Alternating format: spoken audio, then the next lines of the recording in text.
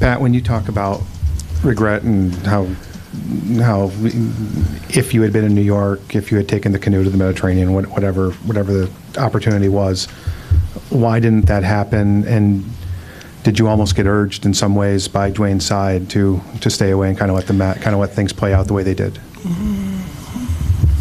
We've always operated on the premise of a single voice, not mine, but Mickey, myself, Nick, Andy, Eric, Eric Woolworth, Mike McCullough. I mean, one single voice. I mean, there's two entities here. When it comes to basketball operations, we've always talked about the one voice, which is a philosophy and a plan, and moving on down the line that we all that's what we are and that's what we believe in. And so there was one voice in this negotiation. There are some times that Andy, handles an agent and a player, and Andy complete the deal. There are times that I've done most of them, and complete the deal. There are times when you have a long-standing relationship with a player, like Dwyane or Udonis, or even at the time I remember with Alonzo, that sometimes the owner gets involved in it. But we all speak with one voice. We all know what we want to do and what we want to accomplish. And so, the thing that happens during the course of negotiations, over the course of 7 or 8 days, has to do a lot with your thought process as to what the conditions were prior to that. And the conditions prior to that over the last year or two have always sort of pointed in the direction that, we as an organization didn't do enough, for Dwyane. And I've always been one who was always reaching to get him another guy, especially after LJ left, and trying to find a way to get him another guy to help him not only win, but to help him win in a way that he would be very proud when he moved on out and retired. And so it wasn't just getting another guy for him, it was to maximize our ability to win. And the only way we can do that is to have cooperation, is to the same kind of collaborative cooperation they had in 2010,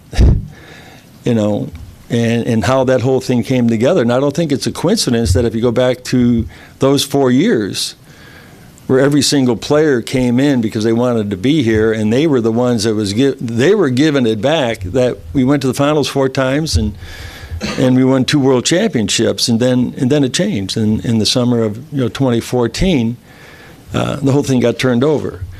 And sometimes the carnage that is left out there, you got to try to pick up the pieces, but at the same time fill in the holes to be competitive. Getting Lou Dang, getting McRoberts, and at that time, and trying to forge forward. But so what my thoughts were always to try to make the team better, and also at the same time to try to make sure that Dwyane, over the course of the 3, 4, 5 years that he had left in his career, that he was going to get his money, that he would get it, but not at the expense of paralyzing our ability to win, and which I think would have hurt him. So if there's anything that I could have done better, as I said, I would have done it. But right now, there's no do-overs in this thing, and I wish him the best.